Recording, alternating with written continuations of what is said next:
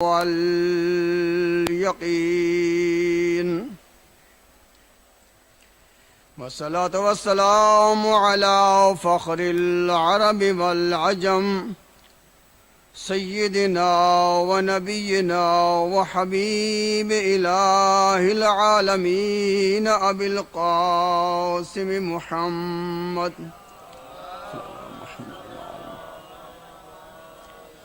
وعلى آله الطيبين الطاهرين المعصومين المظلومين المكرمين الذين أذهب الله عنهم الرجس وطهرهم تطهيرا.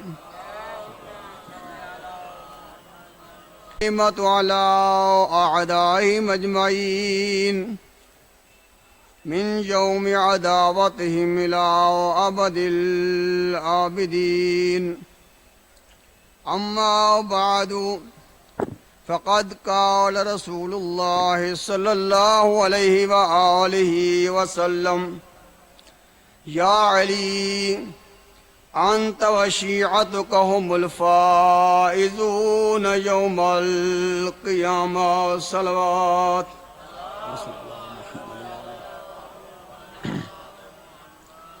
سامعین گرامی، دعا ہے کہ جو مومن جہاں حاضر ہیں، جو شرعی حوائج دل میں لے کر آئے ہیں، محمد و آل محمد کے صدقے میں ان کی شرعی حوائج پوری فرمائے. اس ادارے کو دن دگنی رات چوگنی ترقی عطا فرمائے. دامیں درمیں سخنے قدمیں جو بھی اس ادارے کے معاونین ہیں، اور بالخصوص غلام اکبر ایری صاحب، اللہ تعالیٰ ان کی توفیقات خیر میں اضافہ فرمائے. اور ان معاونین میں جن کے کاروبار ہیں، خداوند تعالیٰ ان کے کاروبار میں برکت عطا فرمائے. جن کی فصلات ہیں، ان کی فصلات میں برکت عطا فرمائے. اور قبلہ مبشر حسن عسکری صاحب کی توفیقات خیر میں اضافہ فرمائے. اور ان طالب علموں کو بھی عالم با عمل بنائے اور ان کو محنت کرنے کی توفیق عطا فرمائے. ان تمام دعاؤں کی قبولیت کے لیے ایک مرتبہ صلوات پڑھیں.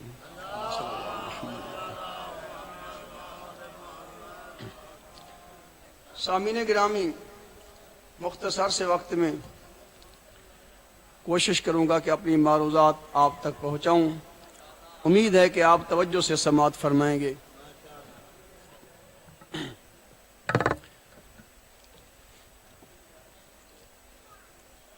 سرکار دو عالم صلی اللہ علیہ وآلہ وسلم تشریف فرما تھے. اصحاب کا مجمع تھا. آپ کچھ بیان فرما رہے تھے جس کا مفہوم یہی تھا کہ سرکار نے فرمایا: ان اللہ تبارک و تعالی یبعث اناسا یوم القیامہ. قیامت کے دن اللہ تعالی کچھ لوگوں کو اس حالت میں مبعوث فرمائے گا کہ وجوہہم من نور، جن کے چہرے نورانی ہوں گے. وجوہہم من نور، جن کے چہرے نورانی ہوں گے. وعلیہم ثیاب من نور، اور ان پر نورانی لباس ہوں گے. انہوں نے نورانی لباس پہنے ہوئے ہوں گے. وعلی قراص من نور، اور نور کی کرسیوں پر بیٹھے ہوں گے. فی ظل عرش الرحمن، اللہ تعالیٰ کی رحمت کے سائے میں ہوں گے. بمنزلۃ الانبیاء لیس بالانبیاء، اور ان کا مقام درجہ تو بلند ہوگا مگر انبیاء کے برابر تو نہیں ہو سکیں گے. اسی طرح بمنزلۃ الشہداء، اور وہ شہداء کے درجے تک تو ہوں گے لیکن حقیقت میں وہ شہداء تو نہیں ہوں گے. ان میں ایک کھڑا ہوا، اس نے پوچھا: آنا منہم یا رسول اللہ، یا رسول اللہ ان لوگوں میں بھی ہوں گا. فرمایا لا، نہیں۔ دوسرا اٹھا، اس نے پوچھا انا منہم یا رسول اللہ، یا رسول اللہ میں بھی ان میں ہوں گا؟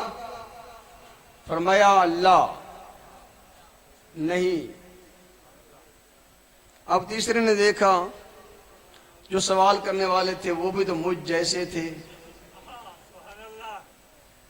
جب ان کو جواب ملا لا، ایسا نہ ہو کہ مجھے بھی یہی جواب ملے لا، اس نے اپنے سوال کا انداز تبدیل کیا۔ اس نے کہا من ہم یا رسول اللہ، صلوات بر محمد والا، من ہم یا رسول اللہ، یا رسول اللہ وہ کون لوگ ہوں گے؟ یا رسول اللہ وہ کون لوگ ہوں گے؟ اس وقت حضرت امیر المومنین علی بن ابی طالب ساتھ بیٹھے تھے۔ فَوَضَعَ يَدَهُ عَلَى قَتْفِ علی بن ابی طالب، اس وقت آپ نے اپنا ہاتھ علی کے کندھے پر رکھا اور فرمایا هَذَا وَشِيعَتَهُ، یہ اور اس کے شیعہ ہوں گے، یہ اور اس کے شیعہ ہوں گے۔ ابو ذر غفاری کہتا ہے کہ ایک دفعہ سرکار دو عالم واعظ و نصیحت فرما رہے تھے اور ہم سن رہے تھے، اتنے میں مولا امیر علیہ السلام وہاں داخل ہوئے۔ پیغمبر اٹھے، پیغمبر نے استقبال فرمایا، ہم بھی ساتھ کھڑے ہو گئے، پھر میری طرف متوجہ ہو کر فرماتے ہیں یا ابا ذر، اے ابو ذر، اتعرف ھذا الداخل علینا، جو ابھی ابھی ہمارے پاس آیا ہے، داخل ہوا ہے، اس کو پہچانتے ہو؟ ابو ذر کہتے ہیں ہاں یا رسول اللہ، ھذا اخوک، یہ تیرا بھائی ہے، وابن عمی کا، یہ تیرے چچا زاد بھائی ہے، زوج البتول، بتول کا شوہر ہے، ابو الحسن والحسین، حسن و حسین کا باپ ہے۔ پیغمبر نے فرمایا یہ تعارف تو نے کروایا، اب میں ذرا تعارف کرواتا ہوں، صلوات بر محمد والا۔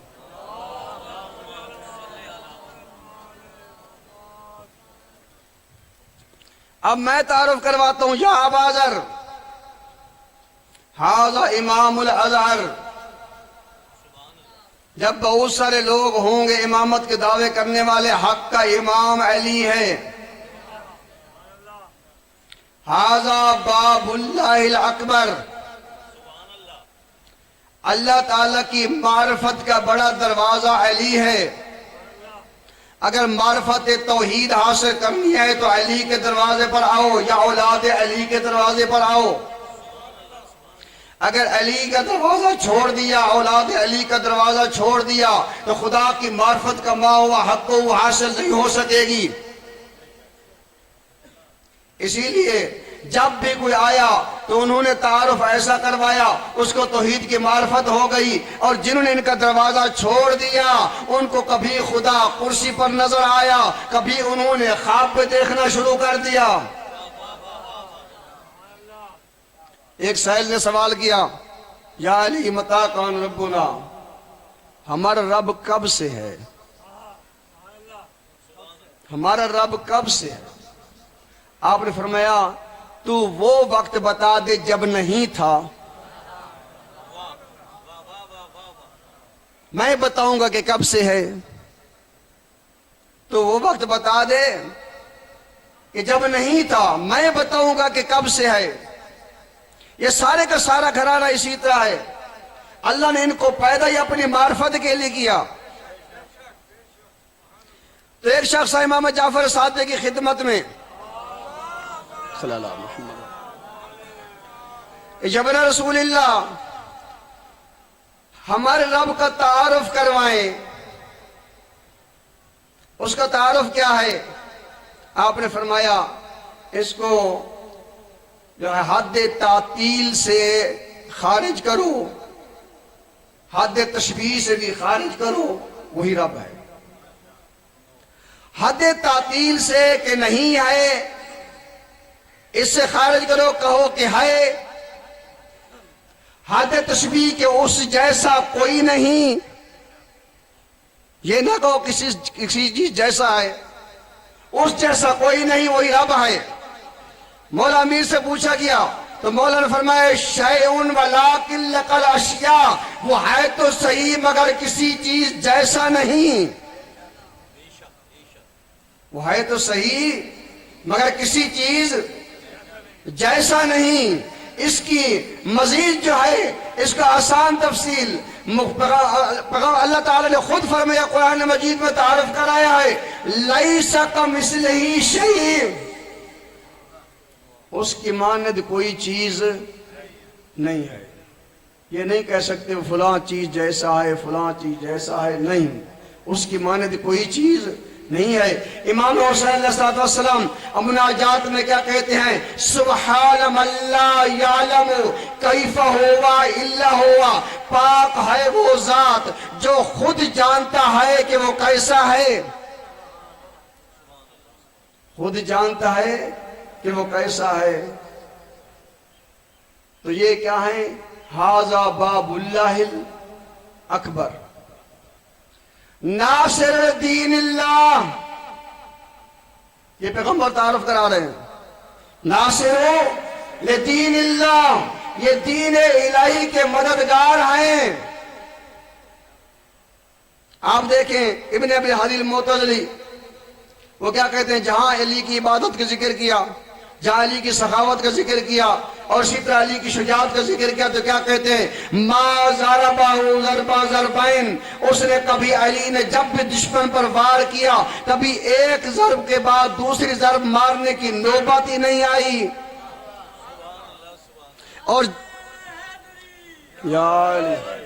اور جس جنگ میں گئے، جس جنگ میں وہ آپ ان جنگوں کی تاریخ میں بتا دو کہ جو جنگ جس میں علی بھی ہوں، علی کے علاوہ جنگ کا فاتح کوئی اور ہو، خیبر کا فاتح علی، خندق کا فاتح علی، اسی جتنی جنگیں ہیں، بدر کا فاتح علی، اور جنگ احد میں رسالت کا محافظ علی، یہ تمام جنگوں میں فاتح علی ہے۔ ایک ایسی جنگ ہے جہاں علی نے 2 تمغے حاصل کیے، ایک جاتے ہوئے ایک آتے ہوئے۔ جب جاتے ہوئے جنگ خندق ہے، جب جانے لگے تو پیغمبر نے فرمایا بارز الایمان کلہ الی الکفر کلہ، یہ کل کا کل ایمان کل کے کل کفر کے مقابلے میں جا رہا ہے۔ جب واپس آئے تو فرمایا ضربت علی یوم الخندق افضل من عبادت الثقلین،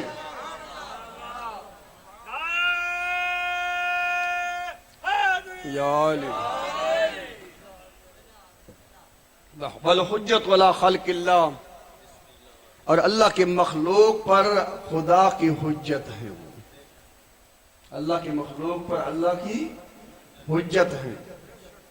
اور وہی مولا علیہ السلام جن کی اتنے فضائل ہیں جن کا احصاء و شمار نہیں ہو سکتا، جس طرح کہ ابن عباس کی روایت ہے، ابن عباس کہتا ہے کہ سرکار نے فرمایا تھا لو ان الاشجار اقلام والبحر مداد، یہ سارے کے سارے کائنات کے درخت یہ قلم بن جائیں۔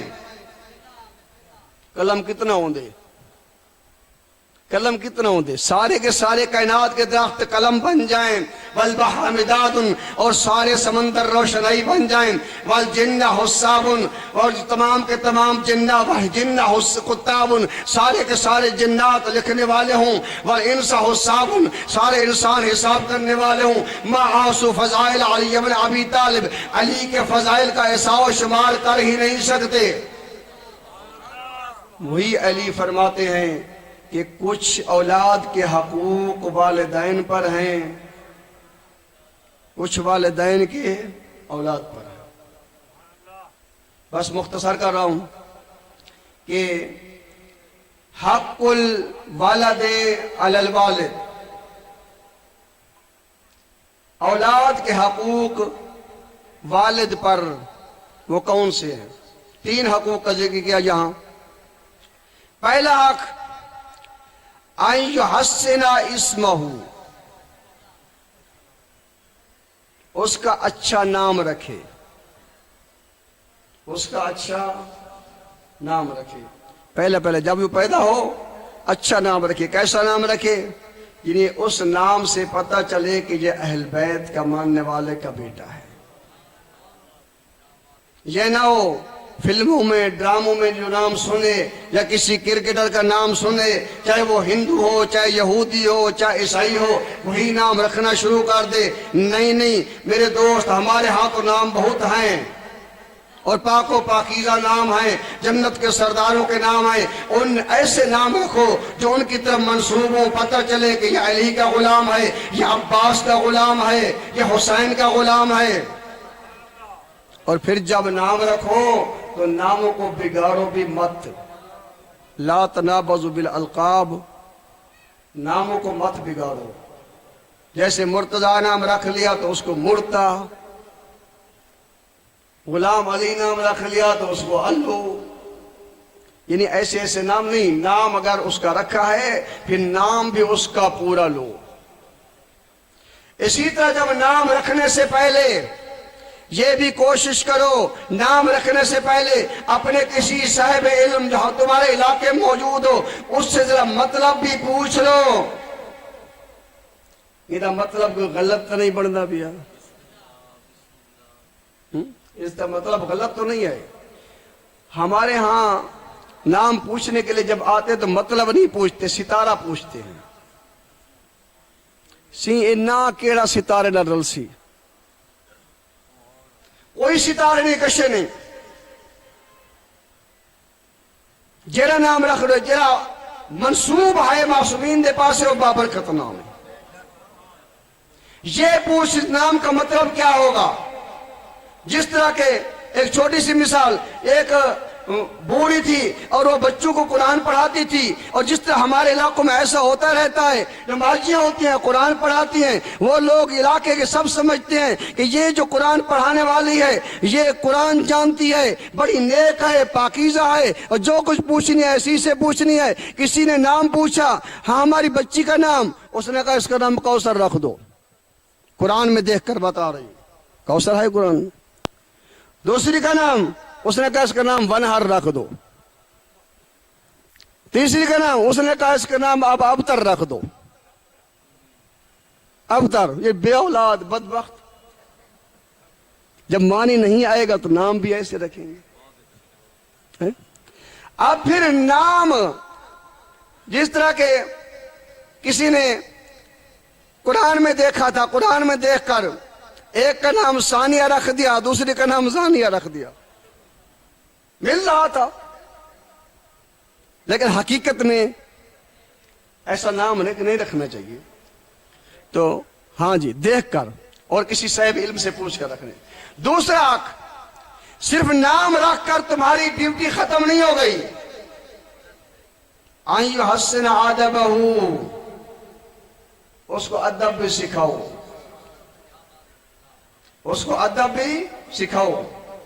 فرماتے ہیں کہ ادبوا اولادکم علی حب علی بن ابی طالب، اپنی اولاد کو ادب سکھاؤ، اس کی تربیت کرو علی کی محبت کو سامنے رکھ کر، علی کی سیرت کو دیکھ کر علی نے اپنی اولاد کی کیسے تربیت کی.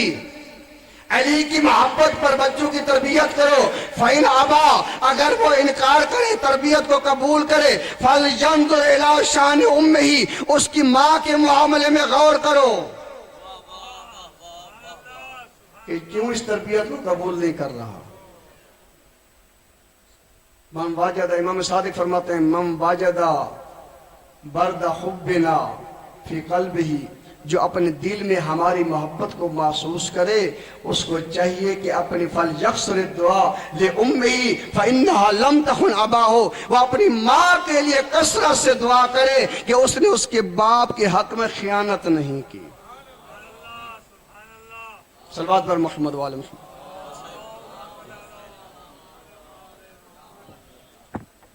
اور تیسرا کہ یعلمہ القرآن، اس کو قرآن کی تعلیم دو. یہ رسمی تعلیم نہیں، وہ ذمہ لگا دیا اس نے قرآن پڑھ لیا اور بس ختم. قرآن کی تعلیم دو، قرآن پڑھے تو سمجھے. یہ قرآن میں اللہ تعالی ہم سے تقاضا کیا کرتا ہے؟ یہ کتاب جو ہمارے لیے نازل ہوئی ہے، اس میں اللہ تعالیٰ چاہتا کیا ہے؟ اس کے اوامر کیا ہیں؟ اس میں کس کس بات کا اللہ نے حکم دیا ہے؟ کن کن باتوں سے اللہ نے روکا ہے؟ یعنی سمجھتا ہو قرآن کو، اور وہ اس وقت سمجھے گا جب آپ دینی مدارس کو بچے دیں گے، کیونکہ جہاں وہ بچے کو سکھائیں گے، عربی گرامر سکھائیں گے، قرآن کے معانی بتائیں گے، اس طریقے سے جو ہے تمہارا بچہ قرآن کا علم حاصل کرے گا۔ اگر وہ قرآن کی روح سے واقف ہوگا، یقیناً آپ کے مرنے کے بعد تمہارے لیے صدقہ جاریہ ہوگا۔ اگر ایسا نہیں ہوگا، اگر قرآن کی تعلیم نہیں دی، موت آ گئی، اسی کیلے دفن کرے سود جان چھٹ سی، وطن فاتحہ تو نہ کچھ، واللہ فاتحہ نہ کچھ۔ یہ ہماری تربیت ہے۔ اگر تربیت بچوں کو دیں گے، ہمارے بچے بڑے ہو کر مواحد بنیں گے، بڑے ہو کر آزادار بنیں گے، مواحد آزادار ہوں گے، اور اس وقت بعض و نصائح کو لیں گے، علماء کے ساتھ علماء کے ساتھ مرتبط ہوں گے، علماء کی بات کو سنیں گے۔ ایک شخص معصوم کی خدمت میں آیا، آ کر کہتا ہے کہ مولا کیا وجہ ہے کہ جب نصیحت کی بات ہوتی ہے ہمارے دل قبول نہیں کرتا، سننے کو دل نہیں کرتا؟ معصوم نے فرمایا کہ تم نے اپنے پیٹ میں دراصل حرام کا لقمہ ڈالا ہے، جس کے پیٹ میں حرام کا لقمہ چلا جائے وہ حق بات کو سننا قبول نہیں کرتا، سننا گوارا نہیں کرتا، حق بات اس کو بھاری لگتی ہے۔ تو بہرحال یہی قرآن مجید کی تعلیمات کو زندہ کرنے کے لیے اہل بیت نے اپنا سارا گھر قربان کر دیا۔ اجرکم اللہ۔ بس ایک روایت، منہال کوفہ کا رہنے والا، مختار کا زمانہ تھا، مختار اس وقت انقلاب لا رہا تھا، منہال حج کے لیے گیا۔ منہال کہتا ہے کہ جب واپس آیا امام زین العابدین کی خدمت میں، تو امام زین العابدین نے مجھ سے سب سے پہلا جو سوال کیا وہ نہیں پوچھا کہ علی اکبر کے قاتل کے بارے میں، امام حسین کے قاتل کے بارے میں۔ سب سے پہلا سوال جو منہال کہتا ہے مجھ سے جناب امام زین العابدین نے کیا، یہ کہا اے منہال یہ بتا کہ ابھی تک حرملہ زندہ ہے؟ حرملہ ابھی تک زندہ ہے؟ وہ کہتا مولا میں جب آیا تھا اس وقت تک تو گرفتار نہیں ہوا تھا، لیکن اب پتہ نہیں مجھے۔ وہ کہتے مولا نے دونوں ہاتھ بلند کیے، انہوں نے فرمایا بار الہ اس حرملہ کو جہنم کی آگ سے پہلے دنیا کی آگ میں جلا۔ آزاد اور منہال کہتے میں وہاں سے روانہ ہوا، جب کوفہ سے باہر آیا میں نے دیکھا کہ مختار چند سپاہیوں کے ساتھ کوفہ کے باہر کھڑے ہیں اور کسی کا انتظار کر رہے ہیں۔ اتنے میں تکبیر کی آواز بلند ہوئی، میں نے دیکھا کہ حرملہ کو پکڑ کر آ رہے ہیں۔ جب حرملہ کو پکڑ کر آئے، اس وقت مختار کا دستور تھا، بہت ساری چیزیں تھیں کہ مختار نے ان قاتلوں سے سن کر لکھوائی تھیں، کہ ان سے پوچھا تھا اے کمینہ تو نے کربلا میں کون سا ظلم کیا تھا، تو نے کون سا ظلم کیا تھا؟ آزادر جب اس کو پکڑ کر لے آئے تو مختار نے پوچھا اے حرملہ یہ بتا کہ تو نے کربلا میں کون سے ظلم کیے تھے؟ وہ کہتا ہے کہ مختار نہ پوچھ، میں کوفہ کا ماہر تیر انداز تھا، میری ترکش میں 3 تیر تھے اور وہ بھاری تیر تھے، 3 شعبہ تیر تھے، اور میں نے تینوں استعمال کیے، تینوں میرے خطا نہیں گئے۔ اور وہ کہتے ہیں مختار بتا وہ تیر کہاں استعمال کیے؟ کہتا ہے مختار نہ پوچھ، پہلا تیر جو میں نے استعمال کیا گویا کہ زہرا کے جگر میں لگا ہے۔ مختار کہتے ہیں بتا کہاں استعمال کیا؟ اس نے کہا جب عباس کو کہا گیا، عباس پانی بھرنے کے لیے وہ فرات کے کنارے پر گئے اور وہاں جا کر مشق کو پر کیا اور وہاں سے واپس آ رہے تھے، مجھے حکم ہوا کہ جلدی کرو یہ مشق کا پانی خیمے تک پہنچنے نہ پائے ورنہ انقلاب آ جائے گا۔ وہ کہتے میں نے نشانہ کیا، میں نے تیر مارا، وہ مشق میں لگنے کی بجائے عباس کی آنکھ میں جا لگا اجرکم اللہ۔ وہ کہتے مختار ہونے لگا، مختار کہتا ہے دوسرا تیر یہ بتا دوسرا تیر کہاں استعمال کیا؟ وہ کہتا ہے کہ دوسرا تیر میں نے اس وقت استعمال کیا جب امام حسین جنگ کر رہے تھے، اتنے میں ایک شکی نے امام کی پیشانی پر پتھر مارا، امام کی پیشانی زخمی ہوئی، خون جاری ہوا، امام نے اپنے ابا کے دامن کو پکڑا، ابا کے دامن کو پکڑ کر اپنے پیشانی کو صاف کرنے لگے، اور امام کے سینے کی وہ جگہ ظاہر ہوئی جہاں محمد بوسہ دیا کرتے تھے۔ میں نے تیر مارا، وہ تیر ایسا لگا، امام نے جتنی کوشش کی سامنے سے نہیں نکال سکے، امام نے پشت کی جانب سے نکالا، اور مزادر مختار سن کر رونے لگا۔ مختار کہتے یہ بتا کمینہ تو نے تیسرا تیر کہاں استعمال کیا؟ وہ کہتے میں نے تیسرا تیر وہاں استعمال کیا جب امام حسین چھوٹے ششمائے کو لے کر آیا، آ کر کہا یا قوم، اے قوم، قد قتلتم اہل بیتی و اصحابی، تو نے میرے اہل بیت کو قتل کر دیا، میرے اصحاب کو قتل کر دیا، میرے پاس یہی چھوٹا بچہ رہ گیا ہے، اس چھوٹے بچے یہ چھوٹا بچہ پیاسا ہے، اس کے لیے پانی چاہیے۔ ازادر اس کی حالت یہ ہے کہ منہ کھولتا ہے تو بند نہیں کر سکتا، بند کرتا ہے تو کھول نہیں سکتا۔ بچے کی حالت دیکھ کر اشکیا رونے لگے۔ آزاد عمر ابن سعد نے وہ کہتا ہے عمر ابن سعد نے کہا اے حرملہ فقطع کلام الحسین، جلدی کرو حسین کے کلام کو قطع کرو، انقلاب آنے والا ہے، اشکیا رو رہے ہیں، جلدی کرو بچے کو تیر کا نشانہ بناؤ۔ وہ کہتے میں نے تیر کا نشانہ کیا، میں نے بچے کو مارا، فضربہ من الاذن الى الاذن، ایک کان سے لگا دوسرے کان سے جا نکلا۔ وہ کہتے یہ بتا کہ تو نے اتنے ظلم کیے، کسی ظلم پر تجھے دکھ بھی ہوا ہے، تیرا دل بھی جلا ہے یا نہیں جلا؟ وہ کہتے ہاں ایک دفعہ کہ جب میں نے بچے کو تیر کا پانی پلا لیا اس وقت بچہ زمین پر گرا، امام نے بچے کو زمین سے اٹھایا، کعبہ کے دامن میں چھپایا، میں نے دیکھا امام 7 مرتبہ خیمے کی طرف گئے اور واپس آئے، آگے جاتے ہیں دروازے خیمے پر ماں کھڑی ہے، اس کے حوالے کیسے کریں، پھر واپس آ جاتے ہیں۔ آزاد رہو، بالآخر یہ سوچا کہ بچے کو اپنی ماں بچے کے دیدار سے ماں کو معروم نہ کریں، پھر گئے جناب رباب کے حوالے کیا۔ جب بی بی نے کپڑا ہٹایا دیکھا اس وقت بیویاں اکٹھی ہو گئیں، آزاداری کی ماتم برپا ہوا۔ بی بی نے سوال کیا، بی بی کہتی ہے کہ یا بنیا امثلک ینہر، اے میرا بیٹا تو جیسے چھوٹے بچے بھی نہر کرنے کی قابل ہوتے ہیں۔ الا لعنت القوم الظالمین وسیعلم الذین ظلموا ای منقلب ینقلبون۔